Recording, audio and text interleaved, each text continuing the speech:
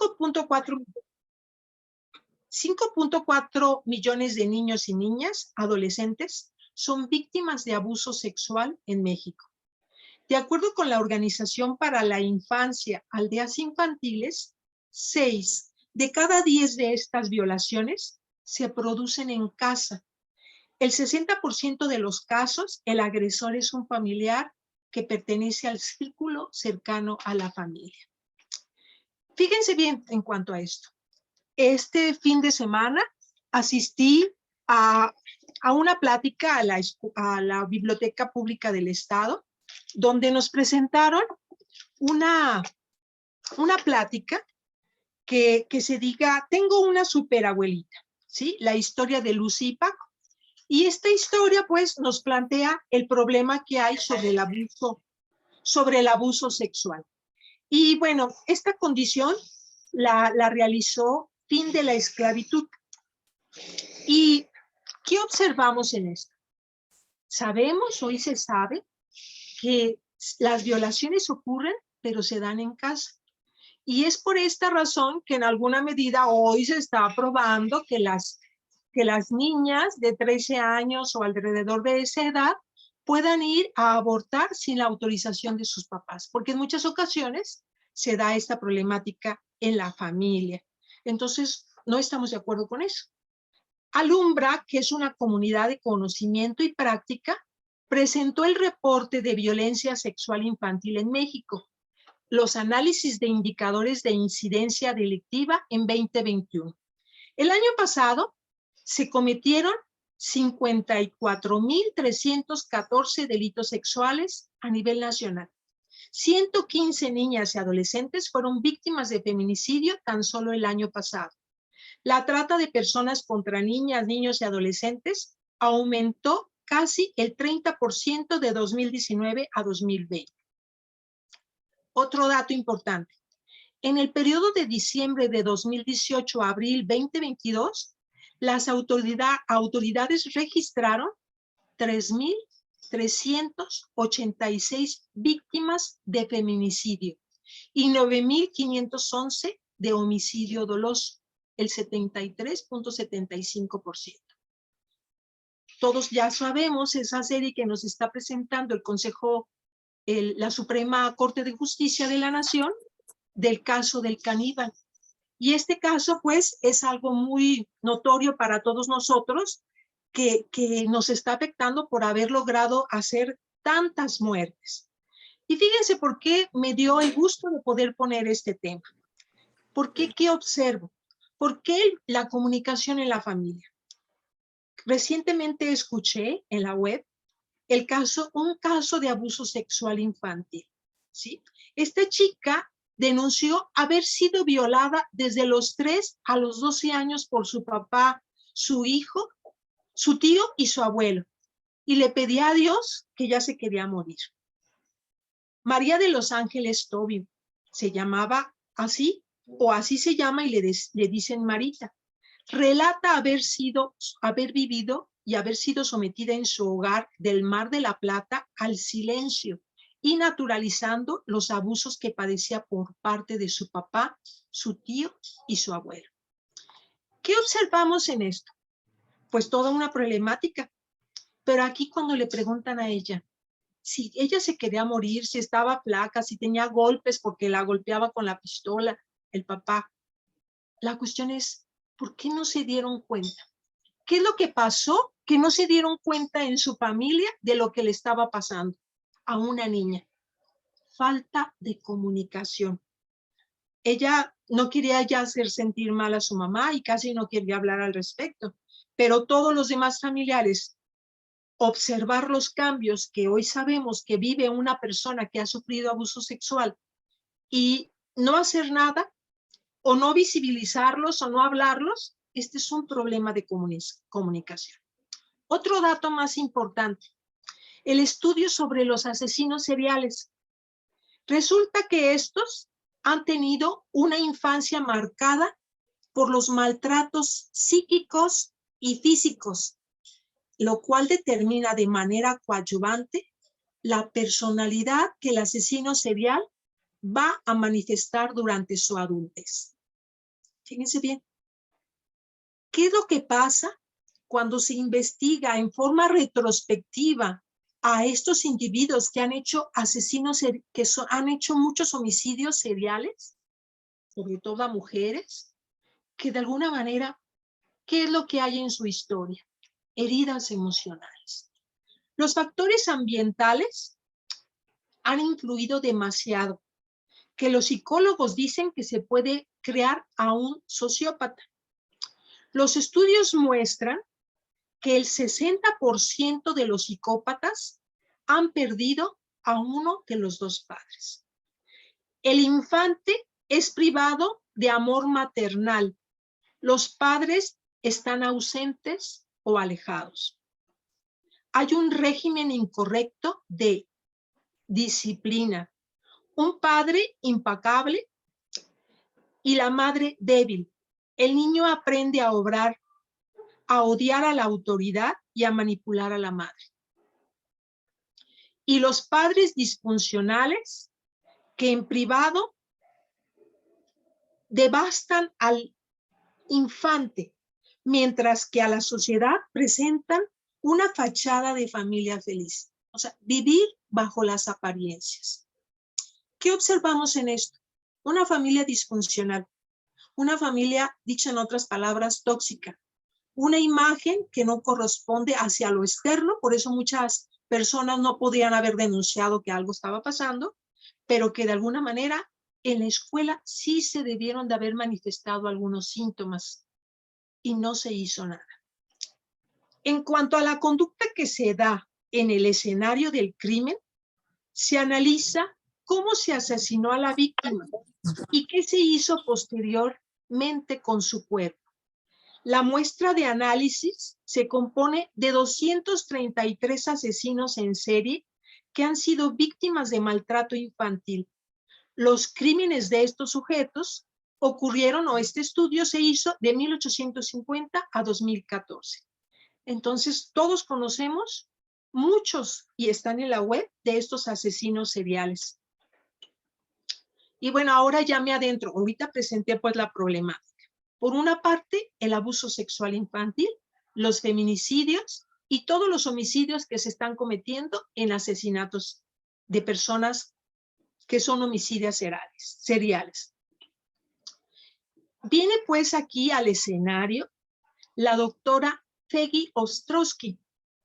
Ella es una licenciada en psicología por la Universidad Nacional Autónoma de México. Cuenta con estudios de posgrado en trastornos de la comunicación por la Universidad de Northwestern, Illinois, así como un doctorado en biomedicina por la UNAM. ¿Ella a quién estudió? A los asesinos más peligrosos que están en México, como por ejemplo la Mataviejitas. El tema al que ella se enfocó fue hacia la relación que guarda el cerebro con la conducta humana.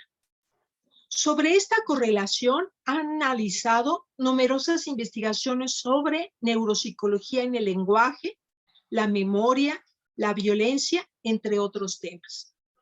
O sea, empezó a investigar en su cerebro qué era lo que estaba pasando y además lo relacionó con el ambiente. Y entonces ella checó que en específico no existen genes de maldad, que en individuos violentos se ha encontrado factores genéticos. Sabemos, dice ella, que hay enzimas que en sus cerebros funcionan de manera diferente. Hay entre ellos, por ejemplo, una alta búsqueda de la novedad y poca aversión al riesgo. Sin embargo, la genética no es destino. Los genes pueden estar presentes, pero no se activan si no se dan otros factores medioambientales. O sea, yo puedo traer una herencia genética de maldad, de alguna afectación en cuanto a mi comportamiento agresivo y violento, pero algo que se necesita para que eso se detone tiene que estar en el ambiente. ¿Y qué es lo que tiene que estar en el ambiente? El maltrato infantil, el abuso sexual infantil o la violencia dada por alguno de los padres o alguna figura de autoridad. Entonces, esto prende o apaga los genes que en muchas enfermedades, no solo, o sea, muchas cosas se pueden dar, pero se pueden apagar conforme el ambiente.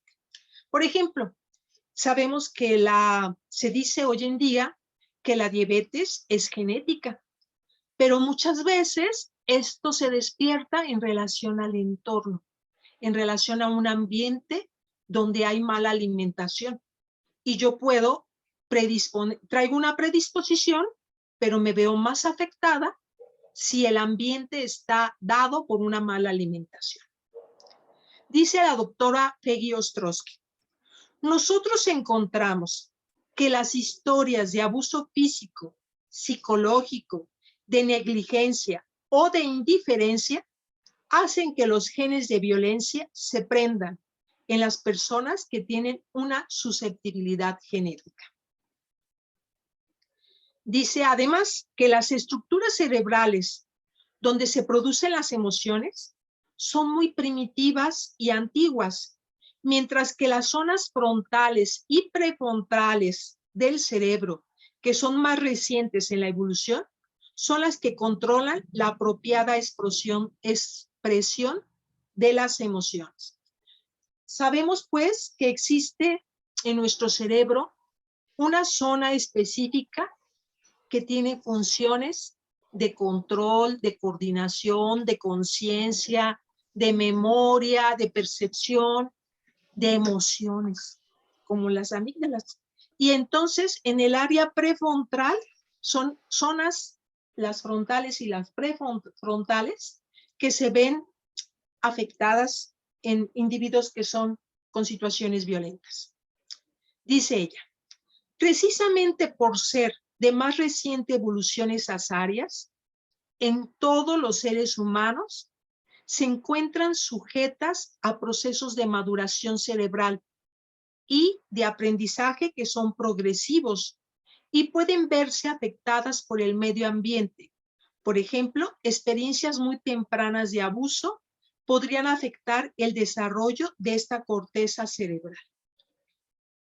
Las experiencias tempranas de violencia o abuso antes de los 3 años generan estrés y este produce un exceso de cortisol en el organismo que afecta el desarrollo y la maduración de las estructuras como el hipocampo y la amígdala. Entonces, el estrés. Aquí estamos entrando en una etapa importante. Fíjense bien, cuando alguien es pequeño y se daña, afecta mucho más que cuando va creciendo y se daña, va sufriendo menos daños. Entonces, si una persona fue afectada en su infancia, antes de los 3 años, por vivir estrés, va a tener daño en su corteza motora, frontal y prefrontal, en su corteza frontal y prefrontal. Entonces, ¿cómo puede un niño de 3 años vivir estrés? Si muchos papás consideran que los niños no ven, que los niños no escuchan, y por eso delante del niño se pelean, se agreden y los hacen o los dejan vivir cuestiones que no les corresponde vivir a los hijos. Entonces, esto afecta totalmente esa creencia, porque las investigaciones demuestran que un niño que está afectado en esta etapa es un niño que después va a tender a ser violento. ¿Cómo repercuten, pues, los estilos de crianza? ¿Qué son los estilos de crianza? Son las formas en que eres educado por tus padres o una figura de autoridad. Y de alguna manera vemos que hay padres permisivos. Por ejemplo, se les dice a los criados de abuela, pero a veces no son criados de abuela, a veces son los padres y todo lo permite, ¿sí? Que de alguna manera, mamá, ¿me compras unos dulces? Sí. Mamá, quiero un refresco. Sí. Mamá, ¿me dejas así? Sí. En fin, el niño hace lo que se le antoja y la madre todo lo permite. O si el niño está todo el día en el iPad o en el celular, la mamá lo permite. No tiene reglas, no tiene orden, todo da permiso. Hay otros tipos de padres que son autoritarios y estos padres son exageradamente exigentes, ¿sí? No vas a ver la televisión. Si hiciste esto, te voy a castigar. Y a veces usan hasta la violencia. Y de alguna manera, cuando estos padres son exageradamente autoritarios que, papá, saqué 9, ¿por qué no sacaste 10? O, papá, ¿me dejas ir a tal lado? Y no te dejan ir porque según los papás no tienes derecho a. Papá, ¿puedo salir a jugar? No te permiten salir a jugar. Y el padre negligente es aquel que también va a tener conductas de daño o de maltrato hacia el hijo, porque de alguna manera no va a cuidar a su hijo, no va a tener reglas, va a poder permitir o va a poder castigar, y de alguna forma esto va a ser algo que va a contradecir una buena educación. Los estudios han revelado que los estilos de crianza de un individuo influyen de manera importante en su personalidad futura y en sí este se vuelve criminal o no. Puede haber estilos de crianza sumamente permisivos o indiferentes en los individuos violentos que se han estudiado en el laboratorio. Se han encontrado estilos de crianza sumamente permisivos o, por el contrario, muy dictatoriales. Por ejemplo, ellos decían, algunos de los investigados, es que mi mamá era una santa, todo le permitía. O otros, es que mi papá, o sea, si leyéramos o escucháramos en Netflix y en la web, hay muchos casos de asesinos seriales y checáramos la historia de cómo eran castigados y a veces eran golpeados, eran dejados en el ático, eran encerrados, eran no alimentados. Entonces dice uno, ¿cómo es que se generó violenta persona? Pues con esas conductas. Dice Fregui Ostrowski, varios de los criminales que yo he entrevistado me dicen que su mamá era una santa y que siempre les compraba todo lo que querían, aunque no tuvieran los medios económicos. Ella hacía todo lo posible por complacerlos. Por otro lado, el estilo de crianza dictatorial, que es diferente al que todo lo permite, sumamente rígido, en donde se piensa que la palabra del padre o la madre es la ley. Tampoco funciona porque genera gente hostil, con poco autocontrol y poca responsabilidad social. ¿Qué es el autocontrol? Es algo que nos va a permitir tener en nuestro cerebro que si alguien voy manejando y alguien se mete y me puede provocar un choque, yo puedo parar en seco y puedo romper en ese cólera que se puede dar porque me está afectando, salirme del carro y querer hacerle un daño. Y en estas conductas de poco autocontrol vemos a ese artista joven que en los Estados Unidos se bajó y golpeó a una persona mayor de edad que lo mató. Y todavía está en juicio. Han pasado varios años y él todavía está en juicio. Y todo es por no tener autocontrol. Entonces, tenemos que tener esa capacidad de poder controlarnos. Hay que darle a los niños, por ejemplo, cursos de mindfulness, cursos de gimnasia cerebral, cursos de manejo del enojo, para que los niños puedan ejercer una acción más pensante ante una conducta agresiva, ante una conducta que se puede desatar agresiva porque me frustré, porque me hizo enojar, porque me dañó. Y hoy en día vemos que el bullying es algo que afecta a las escuelas y no son cosas nada más como decirle a alguien, qué feo estás, que eres un gordo. Hoy se están haciendo cosas realmente dañinas,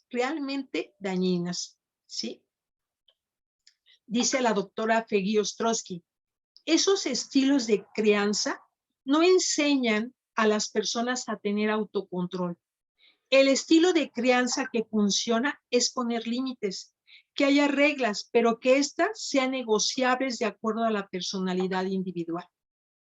O sea, implica que aunque yo sea la mamá y tenga reglas, puedo sí negociar contigo en cuanto a que hoy te voy a permitir salir, pero vas a hacer tal, o sea, negocias, ¿sí? Yo les digo a las personas, tienen que tener en el banco depositado buenas acciones para que en algún momento cuando quieran tener un beneficio, decir, mamá, te lavé la loza, mamá, me levanté y arreglé, barrí la cochera, mamá, ya te ayudé a lavar tu carro. O sea, hacen cosas buenas y no que en muchas ocasiones lo que tienen es malas conductas. Son conductas negativas. Por ejemplo, alguien que no tiene autocontrol se debe a un trastorno de personalidad. El trastorno límite de personalidad.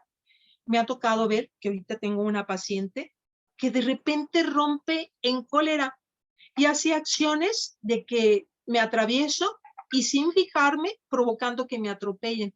O bien en ese momento me hago cutting, o bien en ese momento amenazo con quererme suicidar. Entonces son conductas demasiado impulsivas que requieren atención y que implica que no le hemos enseñado a los niños, a los adolescentes o nosotros mismos no hemos aprendido cómo autocontrolar ese enojo.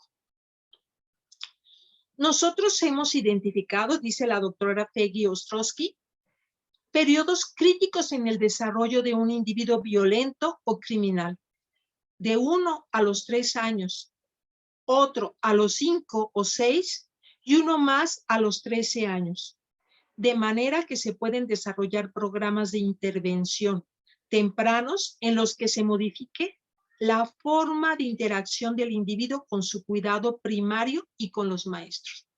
Peggy Ostrowski hizo una labor social, se fue a unas colonias marginadas y empezó a ver que las mamás no tenían conductas de autoestima, no se arreglaban, no se comunicaban adecuadamente, no se daban tiempo para ellas, maltrataban a los niños, les gritaban, los sometían a castigos fuertes o todo el día los dejaban libres. Entonces se dio cuenta que esta interacción estaba mal y lo que hizo fue empezar a educar, a darles tiempo a estas mamás para que se quisieran un poquito, para que se atendieran mucho, para que se comunicaran con amor con sus hijos. Ahora, ser un padre afectivo no quiere decir que seamos un padre que somos muy permisivo. Yo te puedo dar afecto y te puedo plantear que algo está mal hecho con amor. Te puedo dar reglas con amor. Y fíjense, al final de cuentas se reconoce. Por ejemplo, les recomiendo un video que está en la web, que es Yo tuve a la mamá más mala del mundo. Dice, mientras que mis amigos podían comer todo lo que quisieran, mi mamá nos obligaba a comer alimentos nutritivos, nos obligaba a comer a nuestras horas. Mientras que mis amigos podían estar todo el día en la calle, mi mamá como militar nos metía, después de jugar un tiempo, nos metía a la casa y nos decía que había que dormir. Mientras que mis amigos no tenían ninguna responsabilidad, mi mamá nos decía, teníamos que tener responsabilidades en casa y cada uno tener una acción de limpieza en nuestras habitaciones y contribuir con labores comunitarias en la casa, o sea, en común para todos. Mientras que mi mamá me obligaba a presentarme a la escuela limpio y en tiempo, mis amigos si no querían ir, no iban. Y bueno, después de varias razones, decía, pero hoy veo a mis amigos que están en la cárcel pagando una condena y sin embargo nosotros somos hombres de bien. Entonces, poner límites también es ser amoroso con nuestros hijos. ¿Qué implica de alguna manera ser amoroso con nuestros hijos? No usar palabras que hieren. Aquí voy a traer al escenario a otro personaje que me agrada mucho, que se llama Ricardo Castañón. Y él escribió un libro que se llama Cuando las palabras hieren. Él es doctor en psicología clínica, especializado en medicina psicosomática, neuropsicofisiología cognitiva y bioquímica. Internacionalmente es conocido por sus investigaciones científicas y por sus numerosos libros y más de 1,600 conferencias en los 5 continentes. En la actualidad es presidente e investigador del Grupo Internacional para la Paz. Y su mayor libro se llama Cuando las palabras hieren. Cuando menos, bueno, tiene más. Pero en este libro es el que voy a traer aquí al escenario, que se llama Cuando las palabras hieren. Y él investigó cómo por ejemplo, todos sabemos, y desde aquí que vi a mi amiga Matsui, que maneja mucho la programación neurolingüística, todos sabemos que en nuestro cerebro están todos los recuerdos. Y yo necesito traer aquí un recuerdo y yo puedo ese recuerdo evocarlo y lo vuelvo a sentir como si lo estuviera viviendo.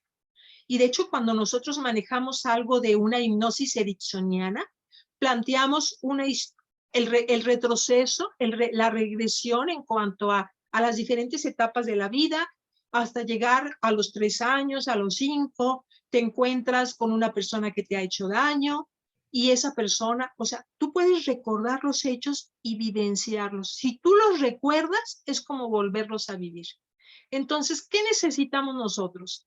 Identificar que el recuerdo ahí está y que las palabras hieren cuando nos las dicen y las tenemos constantemente en nuestra cabeza. Dice Ricardo Castañón, la palabra es el mayor instrumento de comunicación entre los hombres. ¿Cuáles son sus efectos en el cerebro y en la conducta? Es una pregunta interesante y fascinante. Esta es una de las obras más actuales, más originales en la actualidad, pues por primera vez se nos ofrecen muchos detalles sobre novedosas situaciones de aquello que ocurre en nuestro cerebro y en nuestro comportamiento cuando herimos y nos hieren mediante el uso de la palabra. ¿Qué es lo que cuenta él? Dice que había una chica que le pidió permiso a su papá para ir a una fiesta y que de alguna manera el papá le dijo, sí, pero quiero que estés aquí a la 1 de la mañana. Y el papá era una persona rígida. Y la hija, por algunas circunstancias, se tardó, se había tomado algunas copitas, o algo sucedió que de alguna forma se tardó.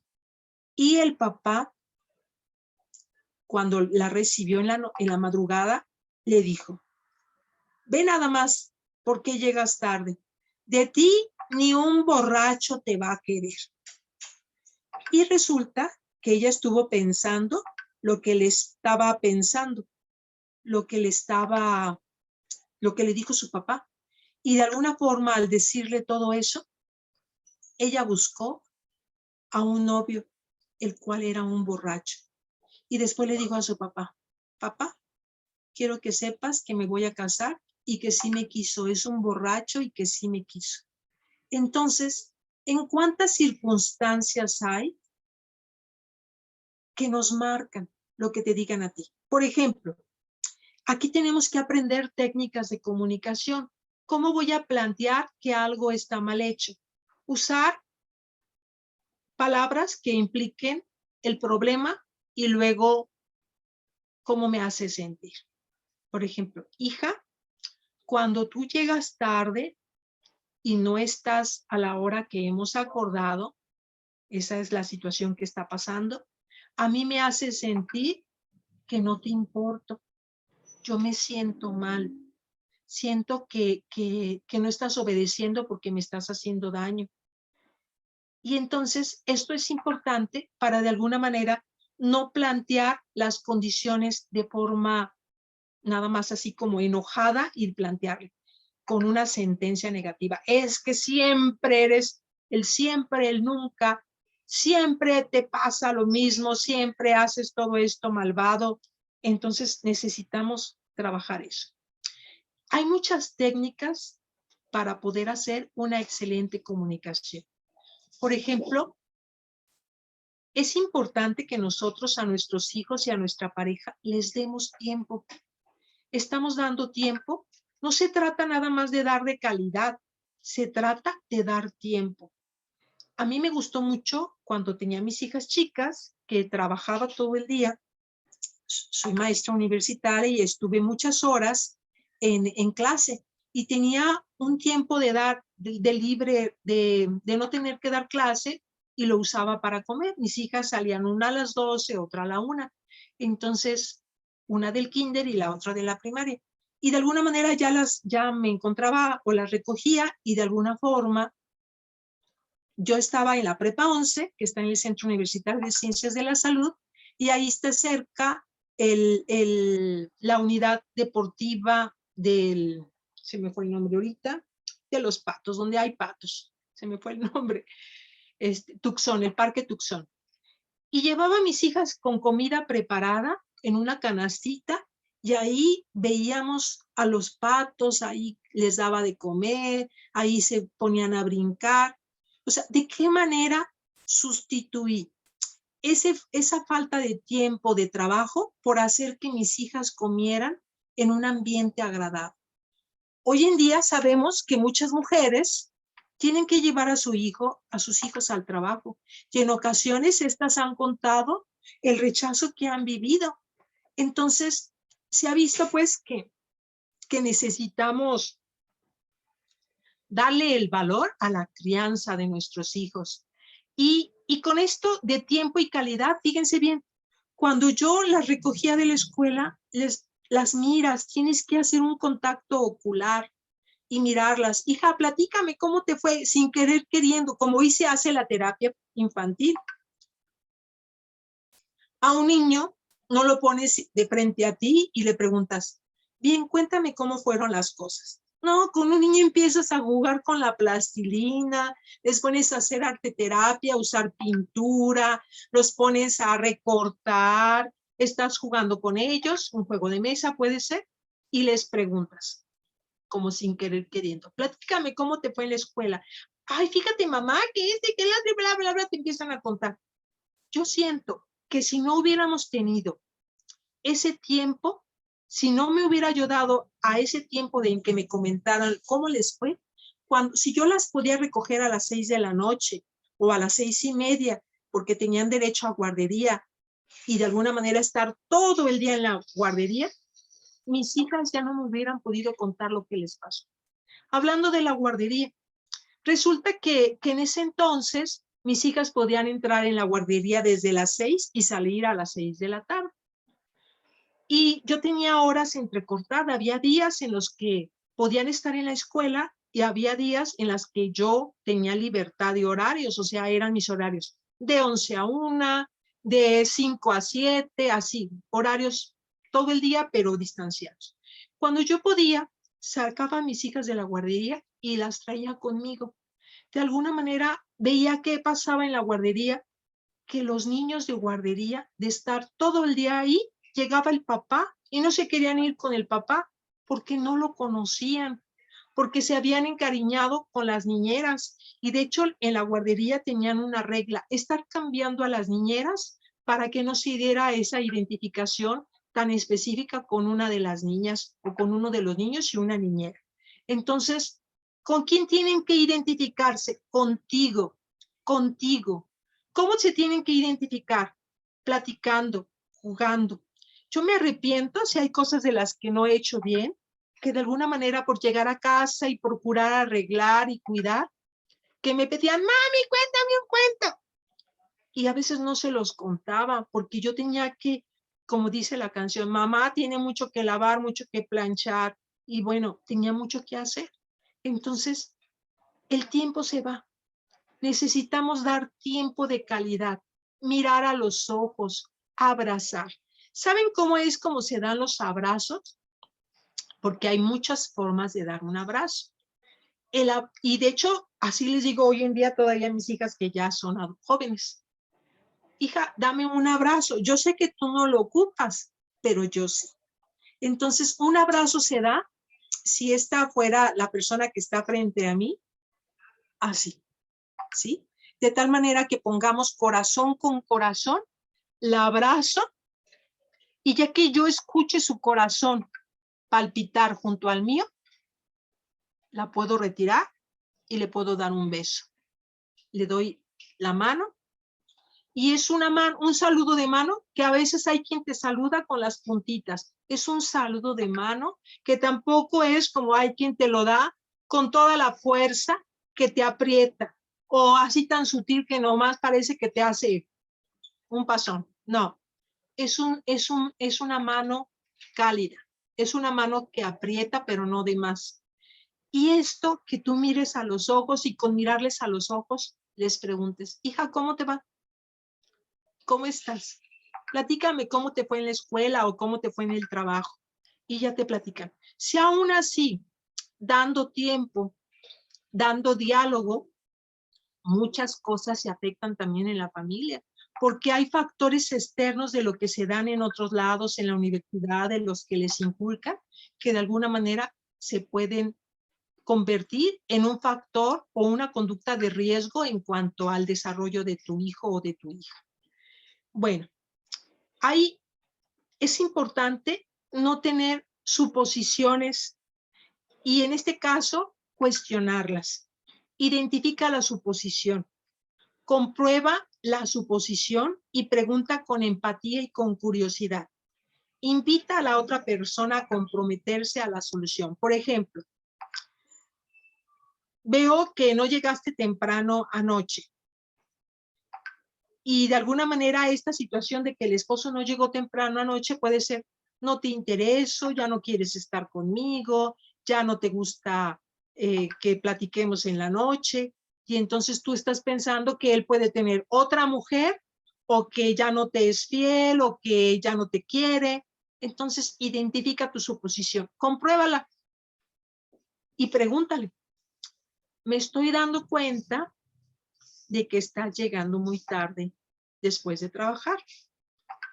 Tengo curiosidad a qué se debe. Y entonces le preguntas, ¿me puedes platicar? Y entonces ya el otro te puede platicar, fíjate que estamos haciendo una auditoría, me están haciendo una auditoría, fíjate que tenemos problemas con una máquina, algo, pero no suponer, preguntar. Es importante que preguntes. Y igual con los hijos. A ver, hijo, porque por ejemplo, otra de las cosas que se dan es el consumo de marihuana o de algún estupefaciente. Y resulta que el muchacho, fíjense, les voy a contar esta experiencia. Allí en la prepa, yo les daba a ese grupo filosofía. Y de repente llego a la prepa y veo el letrero, velorio del muchacho perengano de tal. Él es mi alumno, o él era mi alumno, ¿qué pasó? Resulta que ahí en la prepa nos conectábamos prepa 11 con el Centro Universitario de Ciencias de la Salud y había un tope en la mitad para pasarnos al estacionamiento del área de Ciencias de la Salud. Y entonces uno de ellos en fin de semana, era en viernes, llevó el automóvil de su papá. Y entonces todos se subieron ahí al carro y no cabían, abrieron la cajuela y estaban sentados atrás varios de ellos. Y resulta que al pasar ese tope, estaban tomando alcohol. Al pasar ese tope, la cajuela se abrió y se cerró. O sea, hizo esto. Ellos iban atrás y la cajuela atrás se golpeó. Y entonces el muchacho se desmayó. Lo llevaron ahí está el hospital civil, lo llevaron a urgencias y le dijeron, era ya noche, eran las 6 de la tarde, pues se tiene que quedar en observación. Y resulta que dijo el muchacho, no, mi papá es muy exigente y si no llego temprano se enoja conmigo. Entonces, no me puedo quedar. Todavía estaba consciente. Entonces se fue a su casa y se fue sintiendo mal, lo llevaron de un brazo uno, del otro brazo otro, y le dijeron a su papá, o el mismo muchacho le dijo que me comí unos tacos y me siento mal, y se puso a acostar, lo metieron a su cuarto y se acostó. Eso era viernes en la noche. Sábado se la pasó todo el día acostado y el domingo ya estaba muerto. Entonces, por problemas de comunicación, por no contar lo que nos pasa, por no plantear cómo nos sentimos o lo que estamos viviendo, o por simplemente no investigar, no tomar en cuenta. Entonces me pareció un hecho que pudo haberse impedido, porque ¿por qué no le pudieron, por qué no se quedó, o por qué no le aplicaron? Suelen aplicar dexametasona, y resulta que no le pudieron aplicar porque había consumido alcohol. Entonces, qué triste que alguien se nos muera de esa circunstancia. Otra de las cosas importantes que se dan en la familia es guardar secretos. Los secretos nos dañan. Ahí se les enseña en esta agrupación que se llama El fin de la esclavitud, que me dieron este folleto, que de alguna manera se les enseña. Hay secretos buenos y hay secretos malos. Los secretos buenos son como, va a ser cumpleaños de mamá y papá le va a traer serenata y le vamos a hacer una fiesta sorpresa y todos vamos a simular que de momento no nos acordamos, pero ya llegando las 6 de la tarde o las 8, todo sorpresa y vamos a mostrarle regalos, va a entrar el mariachi, todos muy contentos. Ese sería un secreto bueno, ¿sí? Que lo podemos conservar. Pero hay secretos malos y los secretos malos son como cuando nos dice un abusador sexual que te hace cosas, pero que no le debes de contar a alguien, ¿sí? Yo le decía en un curso a uno de los muchachos simulando que vamos a practicar lo que es la comunicación. Entonces yo te digo, mami, mi tío me agarró la cola y no me gustó, me duele. ¿Y qué hace la mamá? Pues la mamá de alguna manera puede reaccionar de diferentes maneras, pero en muchas ocasiones es no creerle al niño. Cuando el niño lo logra platicar, porque algo que se enseñó en esto del fin de la esclavitud es díselo a la persona que más confianza le tengas. Y se supone que mamá es la persona que más confianza le tenemos. Y le contamos ese gran secreto, ¿sí? Mami, me agarraron la colita y me duele. ¿Quién fue? Mi tío, mi papá, ¿sí? Y la mamá, me estás echando mentiras, esto no puede ser, es tu imaginación, y lo ignoramos. Entonces, este secreto nos va a afectar a posterior. Fíjense que hay un área de la psicología que se llama la psicogenealogía. Y algo que nosotros guardamos se repite. Se repite en la siguiente generación o en 2 más con nuestros hijos. Y esta condición es lo que me ha hecho que muchas mamás que han visto o vivido abuso sexual quieran trabajar en psicoterapia, porque de otra manera no lo harían. Pero si dicen, no, si esto se va a repetir con mis hijos, no quiero. Mejor vamos a trabajar. Y se tiene que hablar, se tiene que resolver. De alguna manera, tengo el caso de una persona que vivió abuso sexual por parte de su abuelo y de sus tíos. Y cuando yo le pregunté por qué ha sido un tema, no ha sido exactamente mi paciente, sino su hija, ¿por qué no se lo dijo a su mamá? Es que mi mamá estaba gorda, gorda y no podía moverse, entonces no podía hacer nada. De alguna manera esta persona cuidó a sus hijos, a su familia, de que no vivieran abuso sexual, pero con esa conducta que tomó de cuidarlas exageradamente no permitió que se educaran en libertad a hacer más cosas. Entonces, fueron condiciones que les afectó para tener trastornos de ansiedad, para tener daños. ¿Y cómo se puede repetir? Sin querer, nosotros, por lealtad a ese secreto, lo volvemos a vivir. Entonces, tenemos que no tener secretos, tenemos que trabajarlos, porque además estos secretos que tienes aquí, te afectan, te enferman. Miren, las estadísticas demuestran que a raíz de la pandemia del COVID, muchas personas han vivido angustia, miedo, desesperación. Estuvimos trabajando en línea para poder atender a personas que tuvieran intentos de suicidio, depresión o ansiedad. Y las personas no podían salir a la calle Y al estar en casa, encerradas todo el día, durante semanas y meses, pues las personas podían tener problemas. Me acuerdo de una que vivía en una casita chiquita, me imagino que del Infonavit, y yo le decía, ¿y no tomas el sol? No. ¿No tienes un área de lavado donde pueda darte el sol para que te salgas ahí, te asomes? Pues sí. Bien, y así en línea trabajábamos estas memorias, el poder vivir experiencias de placer, como cuando te has ido al mar, estás en el mar, arriba del agua, y estás en este sopor, en ese ir y venir del agua, y estás respirando. O sea, primero les enseñamos a respirar. Y con esta respiración y con esta tranquilidad, tienes un celular que tenga música, bien, busca música relajante. Y quiero que te relajes y empezar ahí con ella en línea, enseñarle a que todo su cuerpo se relajara para que se quitara de esa ansiedad. Todos los miedos, de alguna manera, han sido infundados. Yo manejo más la naturopatía o la medicina natural.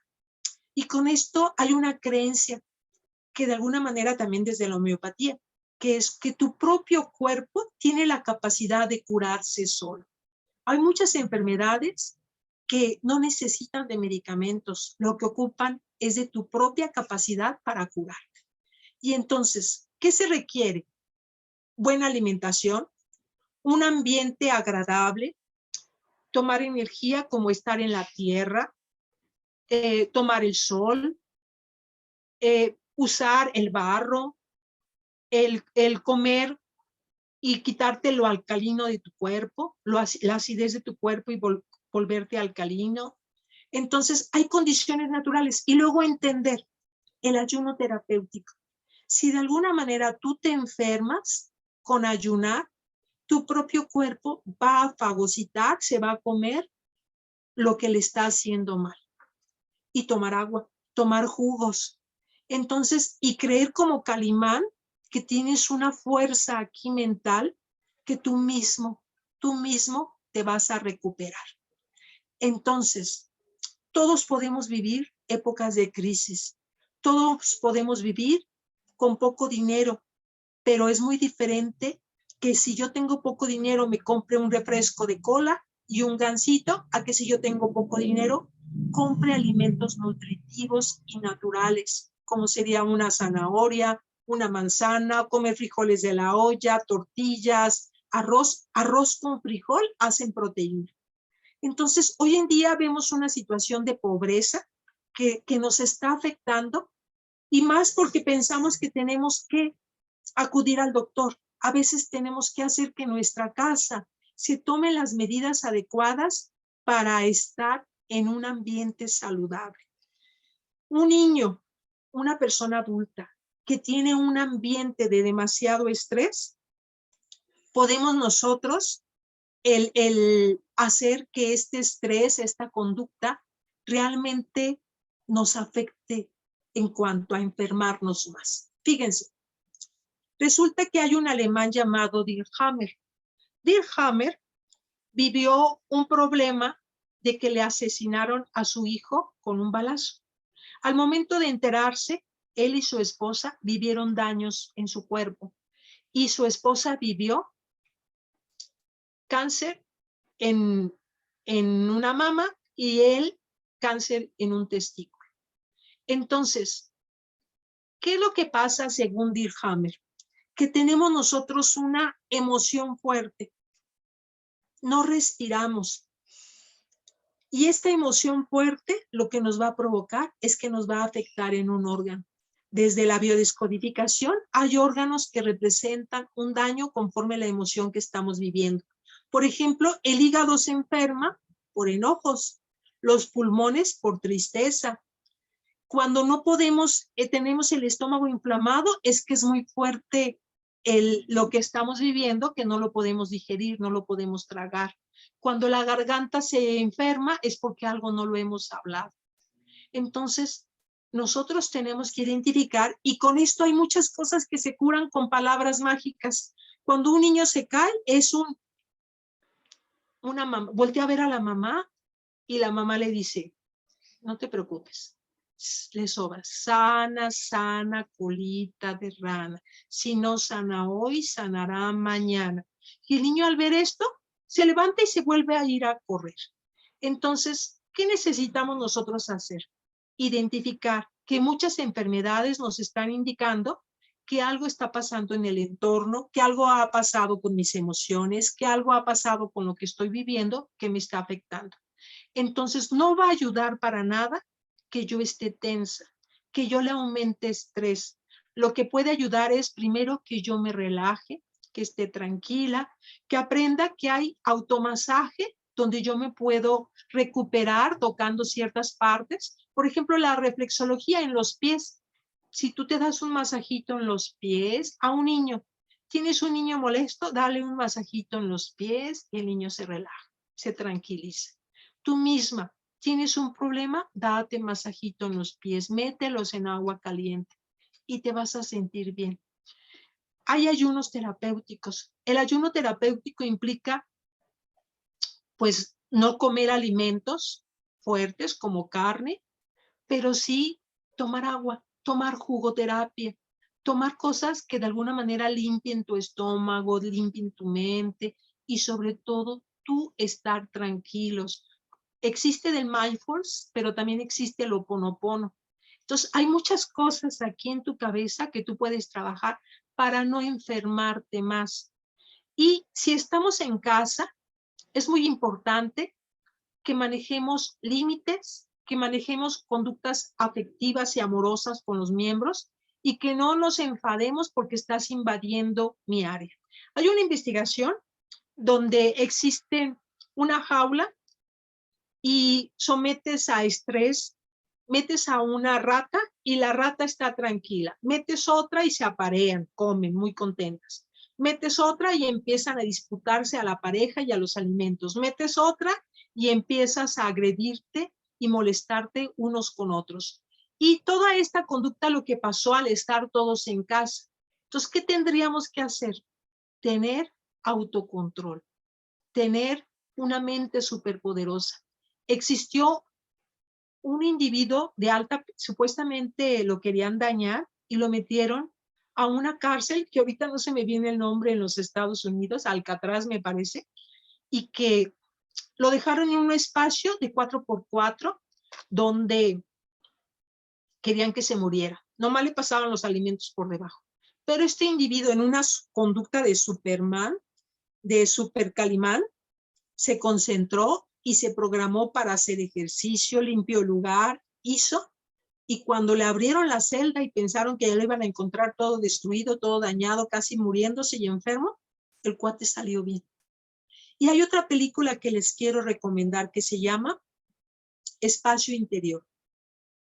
Esta ya la he recomendado en otra ocasión, pero Espacio Interior es un hecho real de un chico de la Ciudad de México, un arquitecto me parece, que no recuerdo exactamente su profesión, que lo secuestraron. Él era corredor y era empresario.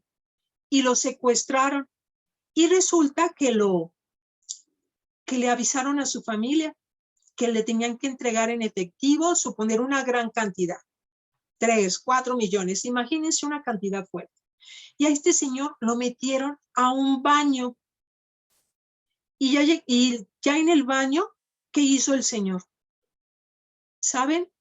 Está bien, me van a tener aquí. Nada más les voy a pedir que me traigan objetos de limpieza, un balde, estropajo, jabón, cloro, un trapeador, o sea, todo lo de limpieza. Una Biblia, un cuaderno, una pluma, por favor, y cartelones, papel y cinta. Entonces, pues le dieron gusto al señor en lo que pedían la recompensa. Y resulta, y la Biblia. Y resulta que él limpió el baño, limpió muy bien el baño, acomodó su cuaderno, su Biblia, y los captores tenían una grabadora de los de cassette, esos que se voltean, los que sí nos tocó a los que son de mi generación conocer, y entonces dijo, un cassette, ¿cuánto puede durar? Y ya checó el tiempo, dijo, está sonando esta canción, ¿qué horas pueden ser ahorita? Y checó lo que era día y noche. Entonces se programó para dormir y para estar despierto. Se programó para hacer ejercicio. Se programó para hacer lectura de la Biblia. Se programó para hacer, o sea, hizo todos sus horarios en la pared. Y cuando ya se sentía muy desesperado, se iba a su espacio interior, que iba a recordar a su mujer, a sus hijos, los mejores momentos. Y eso fue lo que le permitió sobrevivir de alguna manera sana. Quiero contarles que este señor, este empresario, de repente les tocó la puerta y luego pasó un año, todo un año viviendo en un baño. Cualquiera se vuelve loco, vivir en un baño. O sea, que no es lo mismo que vivimos en nuestra casa, ¿sí? Que tenemos ahí maneras de conectarnos en la computadora, todo lo que hay en una casa, ahora que vivimos la pandemia. Este señor vivió un año en un baño. Y entonces lo que hizo fue el que de repente necesitó, les tocó la puerta y no se asomaba nadie porque tenían cerrado. Entonces logró darse cuenta que la puerta estaba abierta y va dando unos pasos y estaba en lo alto ese baño y abajo se veían discutiendo un hombre y una mujer, pero nadie estaba ahí. Y se asomó y logró ver que había manera de salirse, salió, tomó un taxi y se fue. A eso se le llama una diosidencia, ¿sí? Que de alguna manera este señor pudo escaparse. Y yo les pregunté, porque me tocó desayunar en un diciembre con uno de sus primos aquí en el Nueva York, y les decía, nos contaba, yo le pregunto, ¿y por qué no daban la recompensa o qué pasó? No, resulta que les decían a la familia, vas a tener el dinero en efectivo en una maleta y te esperamos en tal lugar de Colombia. Y la señora iba con todo ese dinero y resulta que siempre no, se cancela la operación, regrésate. Y luego, ahora nos los vas a entregar en tal lado. Y así, entonces la familia estuvo viviendo situaciones de estrés. ¿Y qué implicó? Pues que no se dio el dinero y que este señor pudo salir. Entonces, hay diosidencias. Y de alguna forma me hace recordar ahora que hablamos al padre, ay, se me fue su nombre, Miguel Ángel Espinosa de los Monteros. Y el padre dice sobre la comunicación, que la mujer, fíjese padre, dice que le cuenta, fíjate que mi mujer parece que se tragó cuando nació, le incrustaron una GPS. Nos subimos al carro y me dice, vuelta a la derecha, párate, no, avanza. Y que les da así de indicaciones, dice, ay padre, ya me tiene harta. Y el padre les dice a los que están escuchando su plática, quiero que por favor escuchen a la mujer tiene 3,000 o 4,000 palabras que dar todos los días, entonces escúchenla, cuando menos hagan un, ajá, sí, de vez en cuando, ¿sí? De vez en cuando háganle un comentario así. Otra cosa que necesitan es decirle, qué bonita estás, aunque mientan, después se confiesan.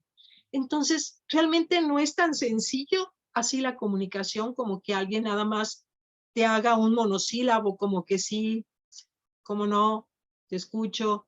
No, necesitamos que de alguna manera haya retroalimentación, haya más condiciones que nos ayuden a identificar dónde está el problema y platicarlo. No quiere decir que no tengamos problemas. ¿Cómo podríamos solucionar un problema de comunicación?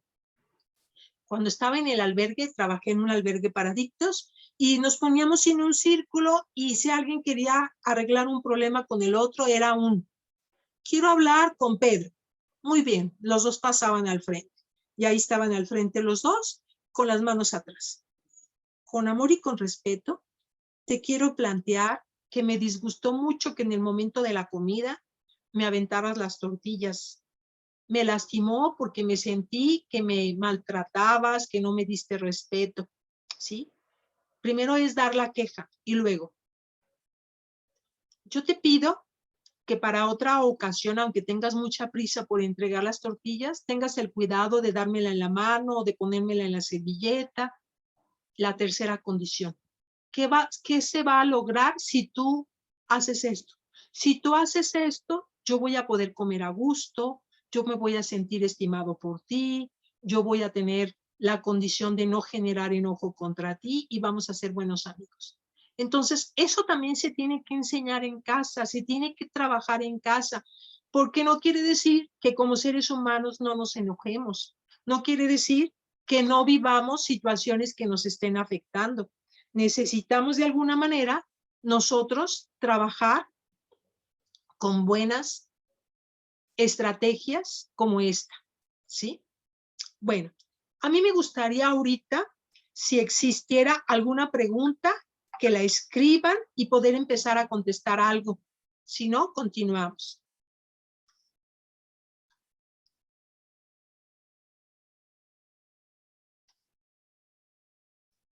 Sergio, ¿podrías tener maneras de identificar alguna pregunta? De los que están ahorita en Zoom, si alguien lo sube, sí, pero hasta el momento no han subido nada. Ok. Bueno. ¿Cuáles son las cosas que más nos mortifican en la familia? Fíjense que hay una condición que se da, que se habla mucho del proyecto sentido. Cuando uno tiene un hijo, ¿sabían ustedes que influye 18 meses antes cómo lo programamos? Este hijo de 18 meses antes, resulta que, ¿cuándo es? No es desde que tú naces. Los 9 meses que estuviste adentro de útero de mamá, hay una comunicación entre tú y tu hijo. Y si tú viviste en ese momento experiencias traumáticas, son situaciones que marcan la vida de tu hijo. Antes, cuando tú estuviste en una relación amorosa, no fue que surgiera de repente hacer un coito, sino que antes de embarazarte, viviste una relación con la otra persona y también son condiciones que te afectan. Y cuando yo tengo un paciente y me interesa, les hago preguntas sobre esta historia desde la infancia, desde antes de nacer. ¿Qué vivió tu mamá? ¿Sufrió tu mamá alguna enfermedad? ¿En el momento del parto pudiste nacer tranquilo o hubo un problema? Hay 2 pruebas que se le hacen al niño, que es la Apgar y Silberman. Hubo un problema en la oxigenación, hubo alguna condición que afectó el que fueras amamantado. ¿Qué se percibió de ti?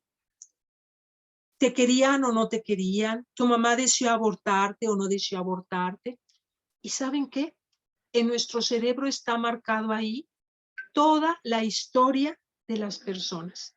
Si de alguna forma esta persona, porque me ha tocado tener una terapia con un muchacho alto, joven, delgado, de buena apariencia, y que no hallaba si quería estudiar o no quería estudiar, si era buen estudiante o no era buen estudiante, si por qué no podía tener un trabajo estable, todo eso lo que le afectaba. Y resulta que su mamá no lo tuvo dentro del matrimonio.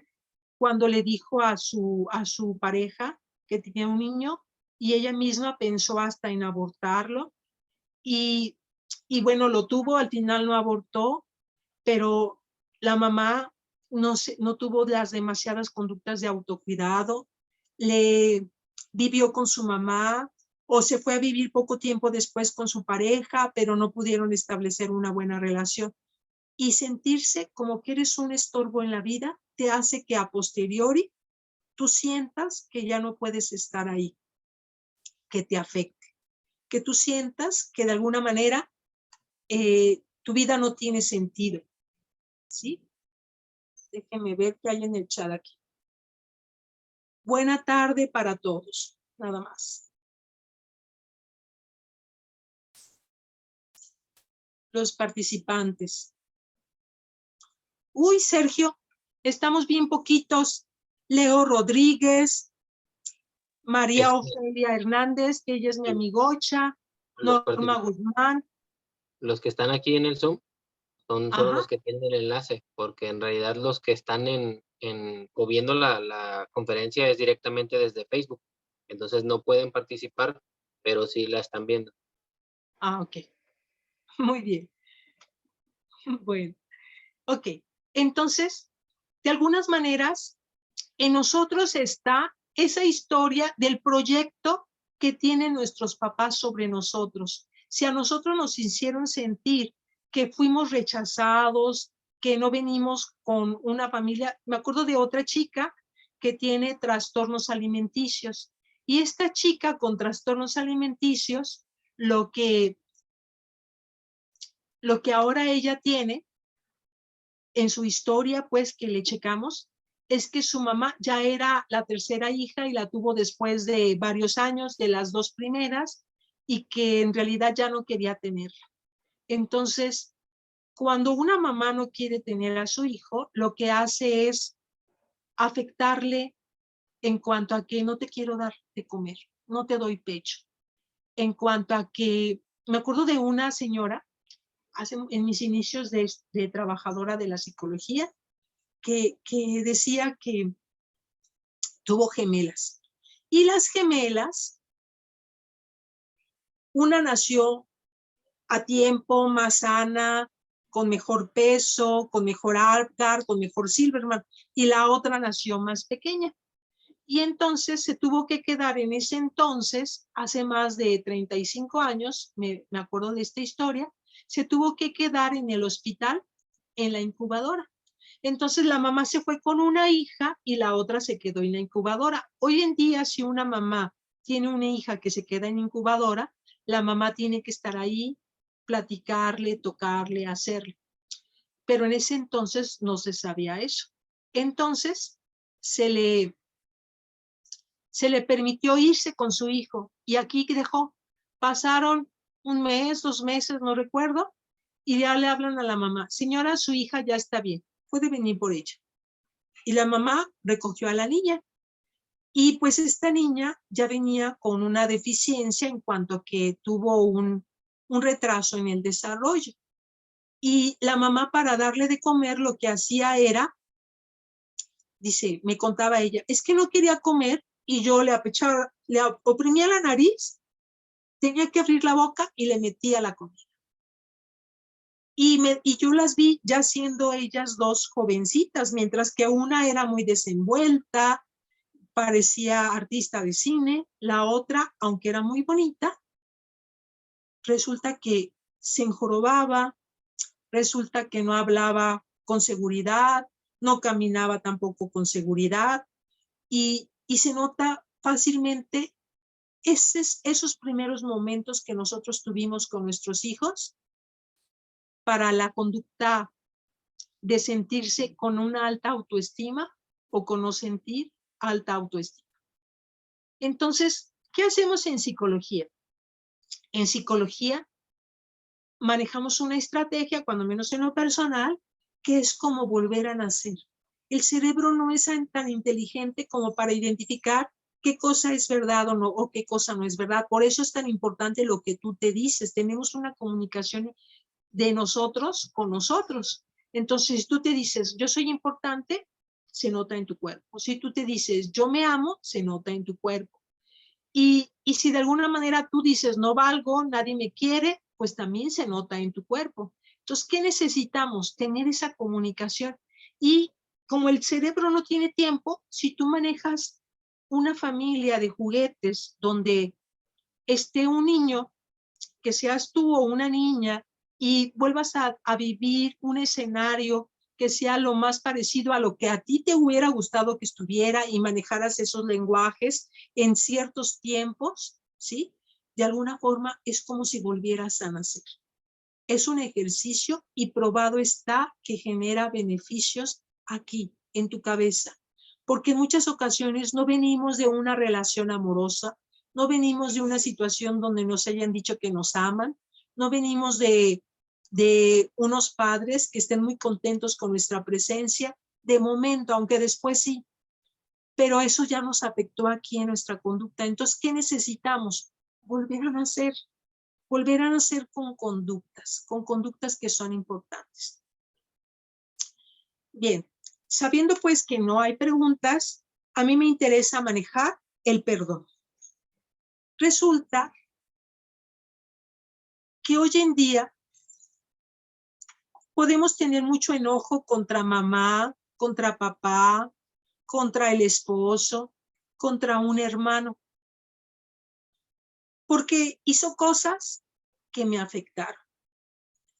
¿Cómo podemos nosotros poder trabajar ese dolor que me genera el haber sido afectado por lo que hizo la persona que yo amaba, como mi mamá, como mi papá, las palabras que me hirieron?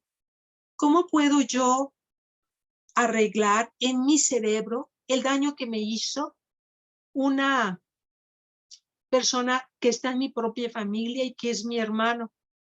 ¿Cómo podemos nosotros manejar eso? Pues resulta que es el perdón.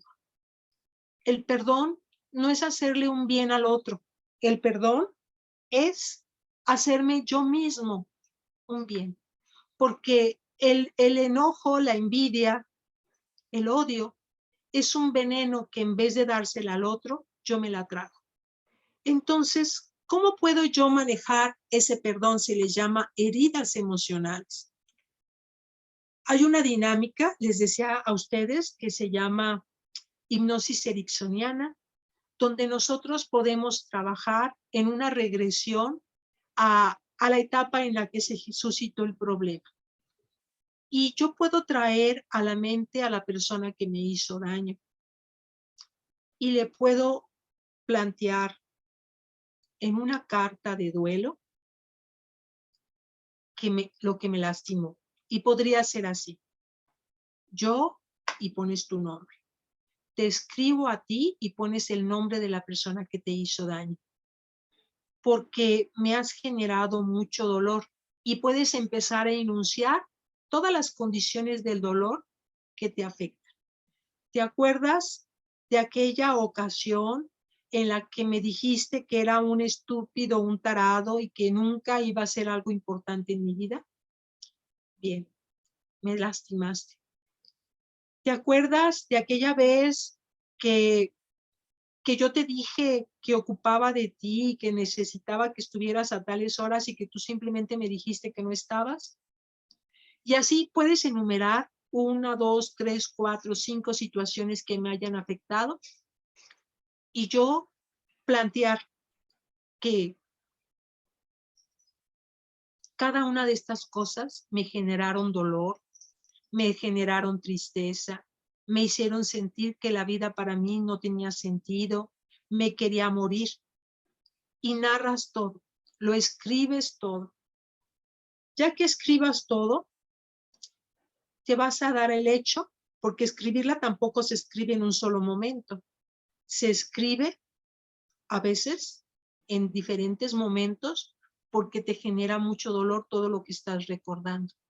Entonces ya para terminar el hecho es, te pones la fotografía de la persona que a la cual estás queriendo trabajar el perdón, pones una música tranquila que te haga perdonar, puedes poner una vela y puedes poner un vasito de agua. Y ahí le vas a leer la carta a la persona. Yo te escribo a ti, perengano de tal, porque me has generado daño, y enuncias todos los daños, todas las condiciones que te han afectado. Y le dices.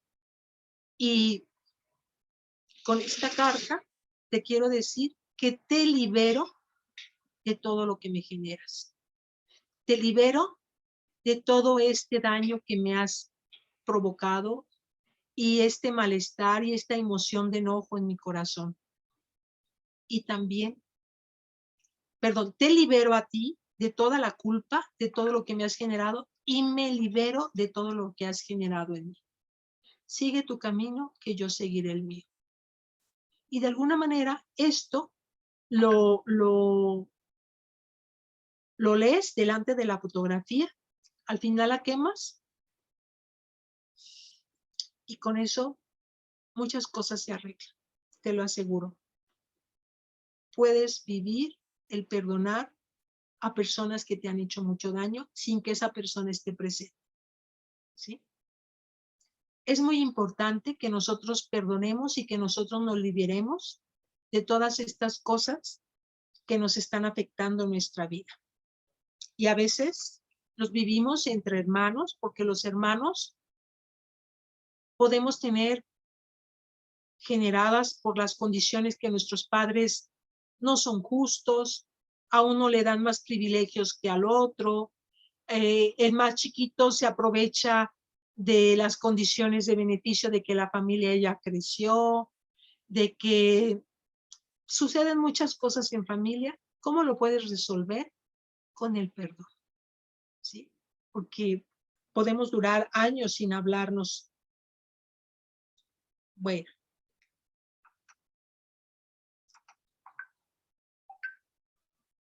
Bien, me voy a ir a ver en la página de Face, a ver si hay alguna pregunta. Sergio, ¿cómo se llama la página? Se llama Red de Gestores de Paz.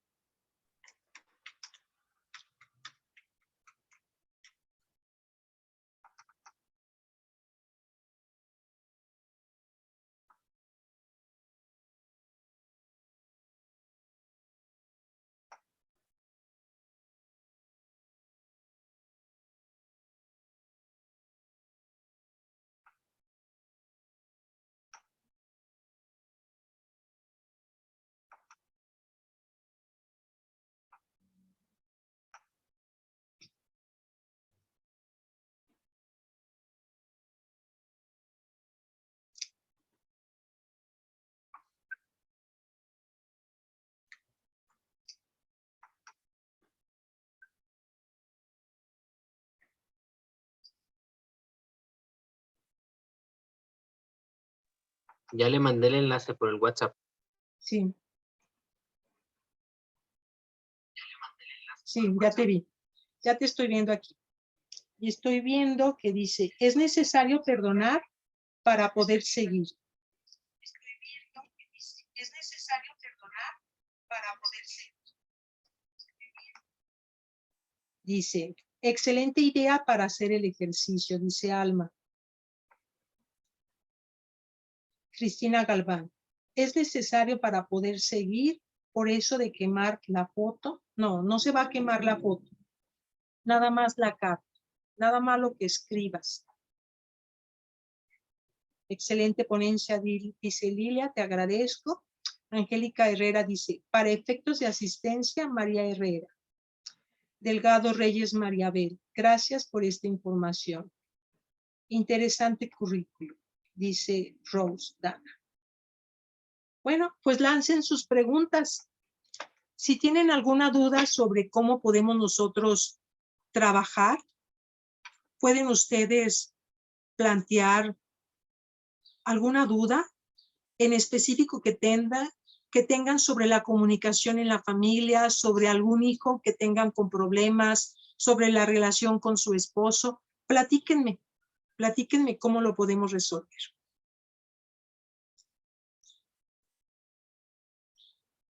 ¿Cómo fortalecer la comunicación en personas autistas?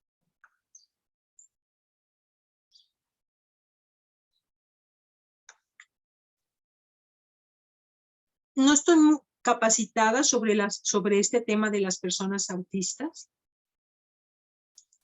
De alguna manera, podría decirte ahorita, por no dejarte ir sin comentarte, que es muy importante el contacto, la calma, el no gritos, el que tenga un entorno muy agradable de aceptación y de observar lo que la persona está pidiendo. Dice, ¿cómo comunicarse con personas enojadas? Miren, cuando nosotros nos enojamos, estamos secretando demasiado cortisol. Entonces, importante, respirar.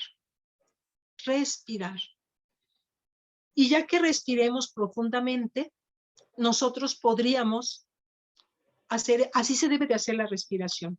Son 3 momentos importantes. 1, tomar aire.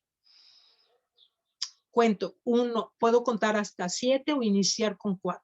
1, 2, 3, 4, 5, 6, 7. Tengo el aire para estarlo tomando. 7 para mantenerlo. 1, ahí lo tengo adentro. Y 7 para soltarlo. Ray Ball es un maestro que vino, no me acuerdo de qué estado del extranjero, y que nos dio un libro en inglés. Y tenía que ver, él decía, cuando te enojes, mueve el dedo gordo de tu pie. O sea, te desenfocas. Tú lo que vas a hacer es, estás en un momento de enojo y te concentras en mover el dedo gordo de tu pie, te va a permitir desenfocarte de ese enojo y respiras. Otra de las cosas que hacemos cuando nos enojamos, de alguna forma tiene que ver con que tenemos creencias falsas sobre algo. Por ejemplo, que el otro debe de respetar que yo voy en mi carril y él se está metiendo. Y esa idea de que el otro es el que está haciendo algo malo, que debe de saber manejar como corresponde y debe de respetar las reglas, me hace que de alguna manera yo piense que yo tengo el derecho de maltratarlo, de aventarle mi carro y de generar un choque. Entonces, como quitarme esas ideas erróneas en cuanto a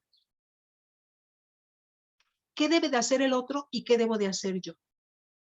No dar por supuesto, tener tolerancia y esta creencia que tengo aquí, cambiarla para de alguna manera ir no al ataque, sino a la defensiva cuando voy manejando. O bien, las mamás deben de querer a todos los hijos por igual. Uno nace primero, otro nace después, y de alguna forma todo esto nos afecta, porque al nacer en diferentes momentos en la vida de nuestra madre, y al que nos parezcamos a la abuela, que nos parezcamos al sobrino, perdón, nos parezcamos a la suegra, que nos parezcamos al tío, para la mamá generamos sentimientos diferentes. Entonces, no tenemos que pensar que de alguna manera nos debe de querer a todos igual. Podemos nosotros pensar, bueno, mamá me dio la vida, mamá me ha dado lo que ha podido darme, mamá la respeto y mamá, o sea, valorar lo que me ha dado. Y no exactamente enojarme, porque son mis pensamientos los que me hacen sentir molestia, porque yo espero más de la otra persona. Porque yo considero que debería de darme todo el amor a mí, cuando mamá en muchas ocasiones no es capaz de darme todo el amor a mí, porque tampoco vivió haber recibido todo el amor ella, porque también a ella le afectó que su mamá no fuera una madre cariñosa, no fuera una madre responsable, no pudiera establecer una comunicación conmigo. De alguna forma todo eso le pudo haber afectado a ella y por lo tanto está repitiendo lo mismo conmigo. Por eso les digo que hay una psicogenealogía. Hay muchas cosas que se repiten hasta 5 generaciones atrás. Entonces, necesitamos nosotros trabajar nuestras expectativas que tenemos y perdonar. Y saber, si mamá me dio la vida, pero no me ha podido dar más afecto, yo me quiero, yo me amo, yo me doy tiempo, yo ahora ya soy grande y yo me puedo dar lo que no recibí.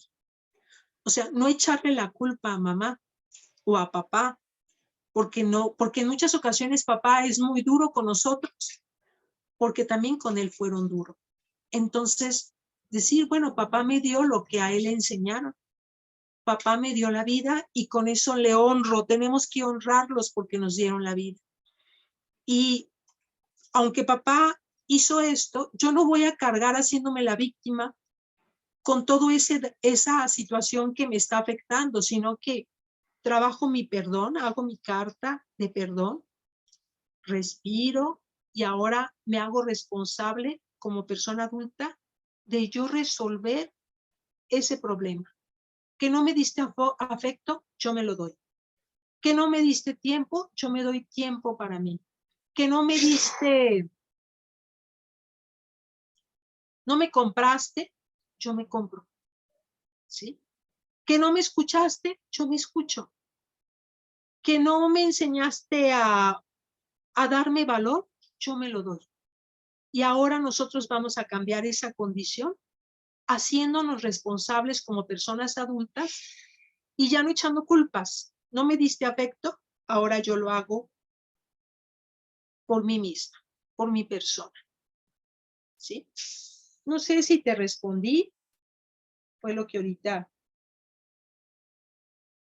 Ahora, por ejemplo, los niños se enojan. Ayer tuve un niñito que atiendo y se suele enojar porque su papá se fue a un centro de rehabilitación porque es un adicto. La mamá se tuvo que venir a vivir con su suegra y en la casa de su suegra vive además una hija con otro hijo que es mayor. Entonces, estos dos niños, el que es mayor, hija de la señora, son dos primos, uno de ellos golpea al otro y lo maltrata. Entonces, a este niño lo tenemos que enseñar primero a que controle esa emoción. Primero porque es menor. Si se pone con el otro, no le va a poder ganar porque el otro está más grandote y más fuerte. Pero sí podemos enseñarle a que se retire, a que pueda decir, alto, no me golpees, respétame, ¿sí? Y a respirar. Es importante que respire y que pueda mejor enfocarse a otra actividad en vez de estar ahí permitiendo que el otro le haga daño. Y que encauce este enojo haciendo cosas creativas, ¿sí? Los niños, por medio de la terapia de juego, pueden jugar por medio de los animales, por medio de la pintura, la arteterapia, pueden dibujar recortando, pueden dibujar luchando, pueden poner en la cárcel a alguien que le haya generado daño o pueden enterrarlo en la arena y de alguna forma todo esto puede sanar. Ahora, ¿qué otras cosas hay para sanar el enojo? Me acuerdo que la primera cita que tuve con este niño, venía tan enojado, se le notaba en su cara, se le notaba en la expresión. Entonces, ¿qué era lo que nos pusimos a hacer? Trajimos papel y lo recortaba, ¿sí? Y ya que lo recortaba, hasta lo aventaba, ¿sí? ¡Ah! ¡Ah! Hay otro que se llama en gimnasia cerebral, que es el grito. Entonces, se pone uno en cuclillas y desde el suelo te vas levantando, te vas levantando, te vas levantando, te estiras totalmente y gritas al final que llegas arriba. ¡Ah! Lo repites 3 veces y es una forma de sacar el enojo, ¿sí? Entonces, es importante que aprendamos a hacer esto. Hay un mecanismo de defensa que se llama sublimación y esto sería para las personas adultas. Podemos vivir frustraciones y enojo. ¿Y cómo los podemos manejar? Pues gracias a este enojo me voy a hacer un boxeador. Y soy el mejor boxeador porque pego con más fuerza. Gracias a este enojo me voy a correr.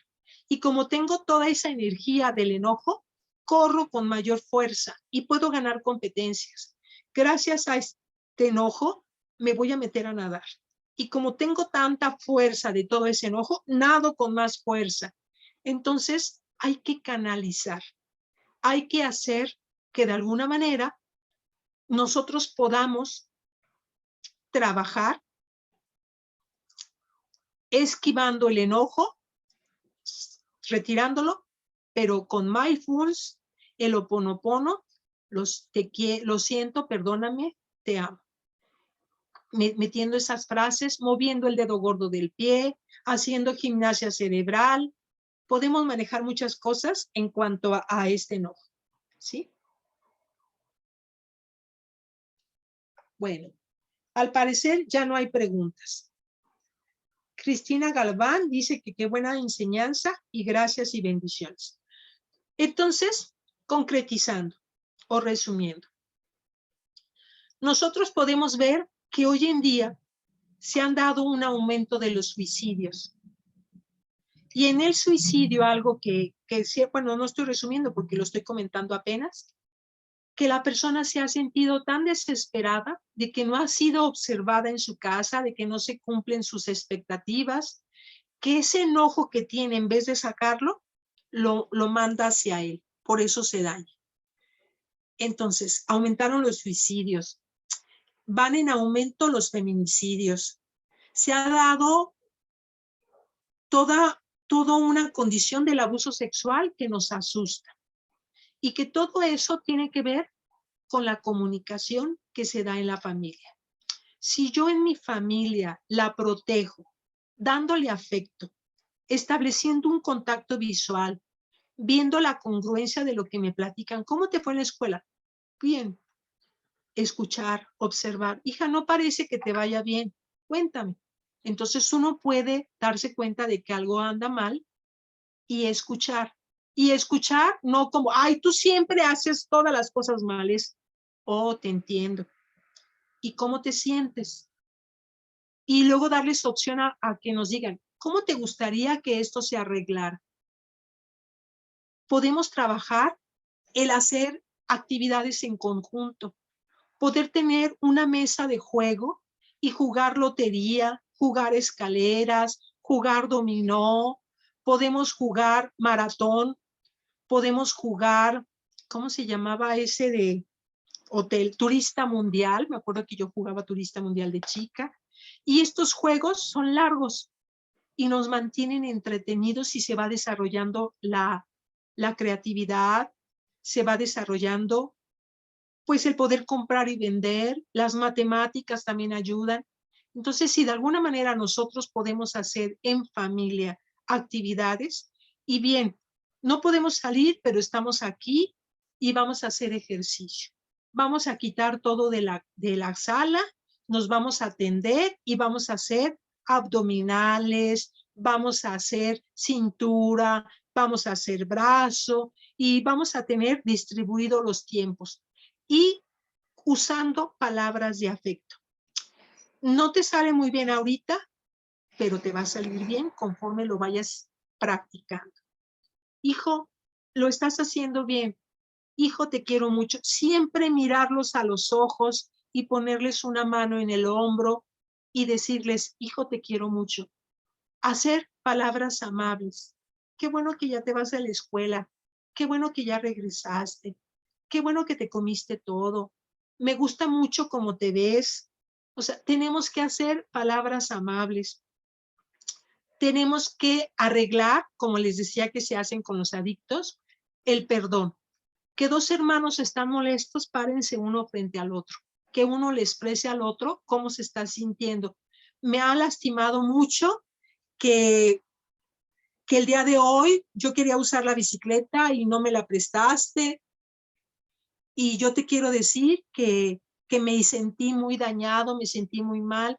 Y pienso que si tú me la prestas y nos damos turnos como sugerencia, pienso que vamos a tener una mejor hermandad. O sea, que manejemos la comunicación para resolver conflictos.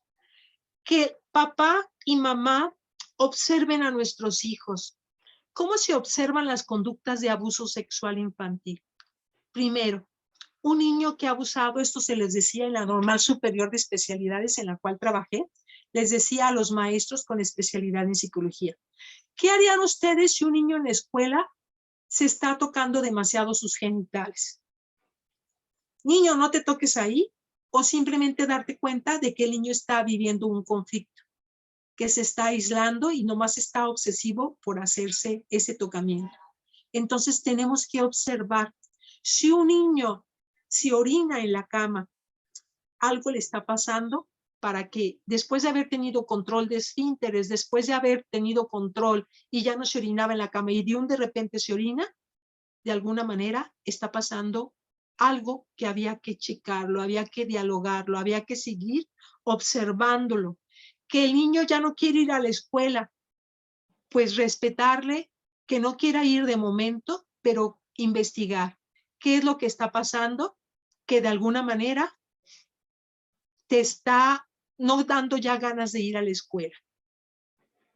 Nosotros tenemos que ser buenos observadores e impedir, no como esa chica que a los 35 años, Argentina, está empezando a denunciar el abuso sexual y resulta que nadie se dio cuenta y tenía golpes de su padre, una niña estaba totalmente asustada, ya no quería vivir. Una persona que no quiere vivir se le nota, hace muchas conductas de daño.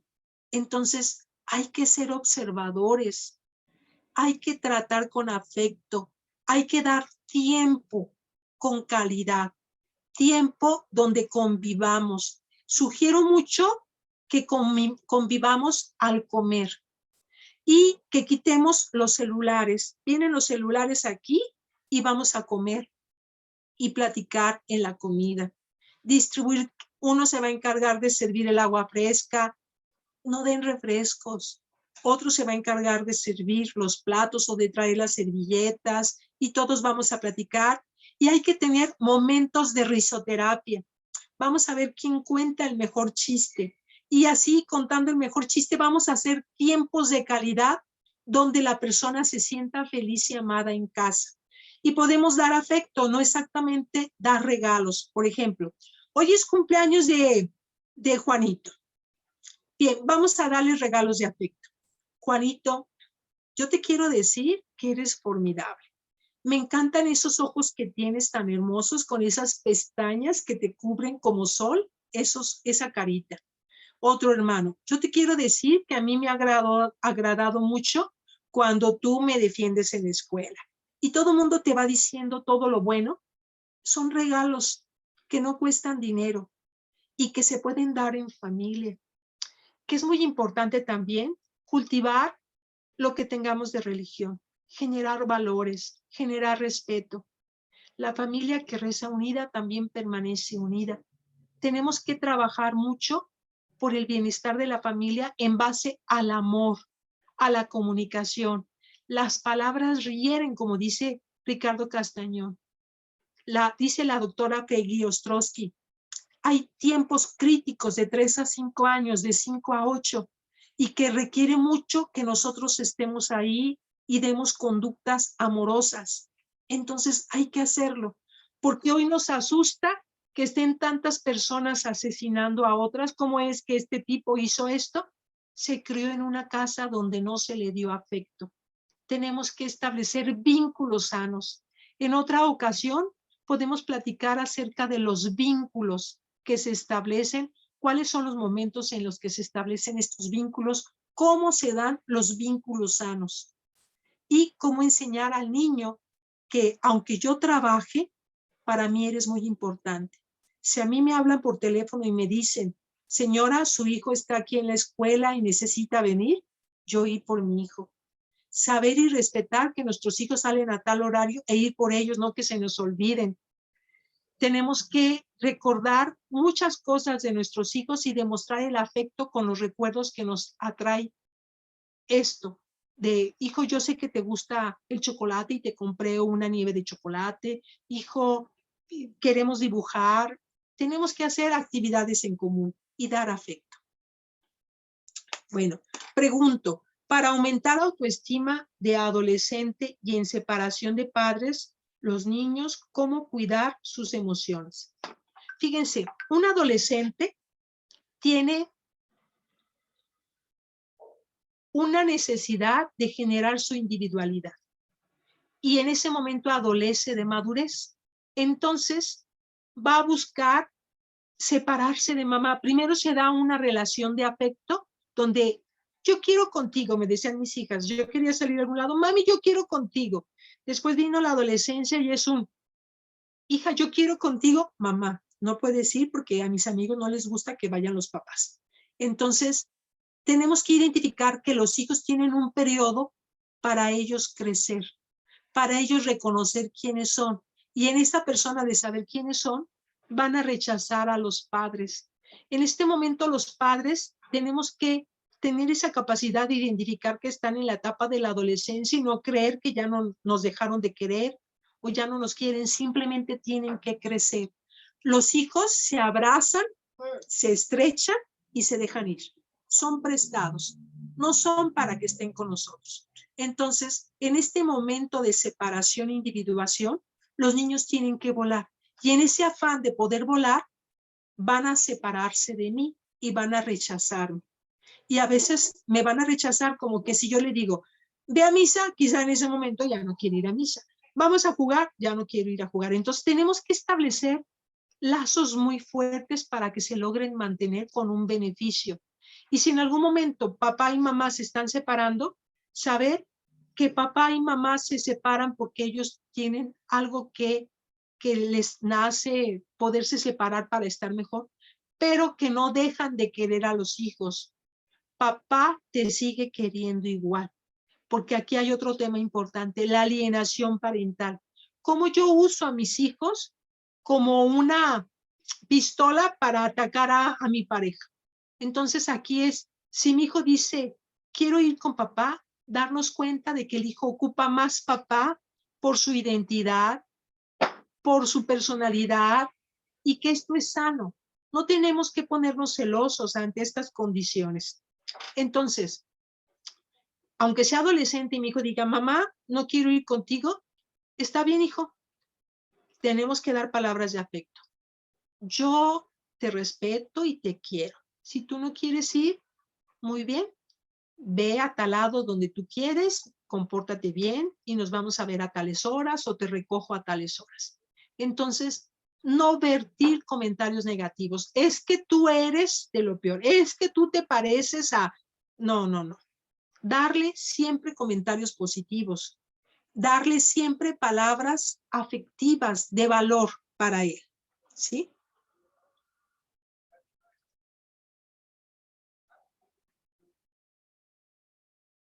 Y los niños se pueden sentir molestos porque me dice cómo cuidar sus emociones. Había que trabajar las emociones, que son muchas. No son nada más enojo, afecto, felicidad. Hay muchas emociones. Y estas emociones tendríamos que trabajarlas para que las identifique. ¿Cómo te sientes? Siento impotencia, siento falta de aceptación, me siento lastimado, me siento molesto, me siento no aceptado, no sé, hay muchas molestias y podríamos trabajarlo. Bueno, híjole, este celular dice que ya la batería.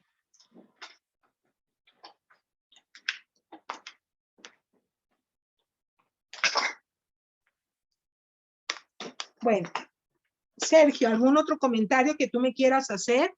Tú dime qué observas, dime cómo ves.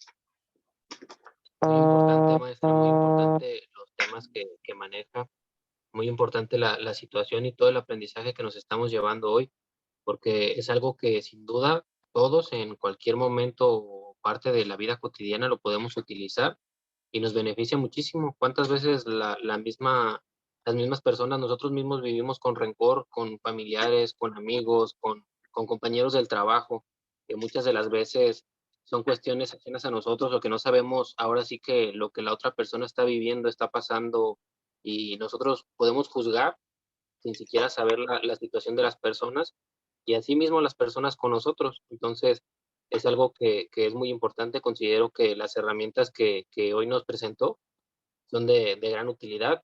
Yo creo que cada uno de los que escucharon su tema se identifican con varios de los aspectos que nos menciona y que también podemos utilizarlos en la vida cotidiana y sobre todo hasta como consejo para otras personas, amigos, compañeros, lo que sea, lo podemos utilizar. A mí se me hace muy interesante, maestra. De verdad, muchísimas gracias por la información que nos proporcionó el día de hoy. Y no olviden, pues, que en los psicólogos pueden tener un aliado. Les voy a dar mi número por si les interesa.